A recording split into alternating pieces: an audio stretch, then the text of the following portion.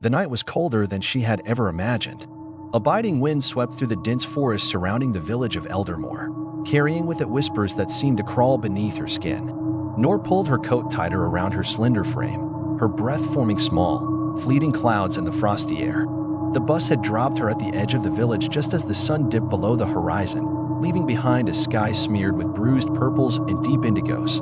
Eldermoor was unlike any place Noor had ever seen. It was a village seemingly trapped in time, where the modern world's noise and haste had been swallowed by thick layers of fog and silence. The streets were narrow and cobbled, lined with houses whose windows stared blankly like the eyes of forgotten souls. Lanterns flickered dimly, casting long shadows that danced and twisted like living things. Noor's heart pounded as she took her first steps into the village. She wasn't sure if it was the cold or the weight of the stories she had heard. Her father's sudden and mysterious death had brought her here, to this place shrouded in secrets and silence. The villagers had been reluctant to speak of him, their eyes darkening with a mixture of fear and sorrow whenever his name was mentioned. The small inn where she was to stay, the innkeeper, a gaunt man with sunken cheeks and wary eyes, handed her a heavy old key without a word. The room was modest, with faded wallpaper peeling at the corners and a single window overlooking the twisted branches of ancient trees. Noor lay awake for hours, listening to the strange sounds that seemed to echo through the walls, faint creaks, whispered voices, and the soft scrape of something moving just beyond the edge of hearing. The next morning, Noor's curiosity overcame her fear. She decided to visit the place that everyone in Eldermoor avoided, the Echo House. It sat on a hill overlooking the village, a crumbling relic of a bygone era. The manor was said to be cursed, its halls haunted by the souls of those who had vanished within its walls. The villagers spoke of it in hushed tones, warning outsiders to stay away. As Noor approached the house, the air grew heavier, thick with the scent of damp earth and something metallic, like rust and blood. The gate, twisted and overgrown with thorny vines, groaned as she pushed it open. The path to the front door was littered with fallen leaves and broken glass, crunching beneath her boots. The manor itself was a towering structure of dark stone, its windows shattered and blackened, like empty eye sockets staring into the void. Ivy clung to the walls like veins, and the roof sagged under the weight of years of neglect.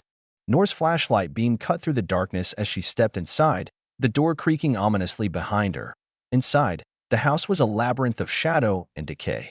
The floorboards were warped and splintered, and the air was thick with dust and the faint smell of rot. Faded portraits hung crookedly on the walls, their subjects' eyes seeming to follow her every move. Strange symbols were scratched into the woodwork, and the faint sound of dripping water echoed somewhere deep within the manor. Noor's footsteps echoed as she moved through the corridors, her heart hammering in her chest. Suddenly, a cold draft brushed against her neck, and she spun around, but the hallway was empty. A whisper floated through the air, barely audible, but unmistakable, a voice calling her name. "Help us." The words sent a shiver down her spine. Noor's grip tightened on her flashlight as she pressed forward, deeper into the darkness. She found herself in a room that looked like a study, its shelves lined with dusty books and yellowed papers. On a desk lay an old leather-bound journal, its cover cracked and worn. With trembling hands, Noor opened the journal. The handwriting was hurried and uneven, filled with frantic notes and sketches of strange rituals.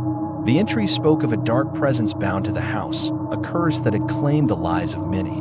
The last entry was a chilling warning asterisk: the shadows are alive.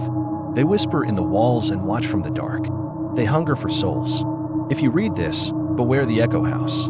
It will not let you leave. Asterisk. A sudden noise made Noor jump. A door slammed somewhere upstairs, followed by footsteps that were too heavy and deliberate to be her own. The house seemed to pulse with a malevolent life, and the shadows lengthened, creeping closer. Noor knew then that she was not alone. The Echo House had awakened, and its echoes were calling her into a nightmare from which there might be no escape.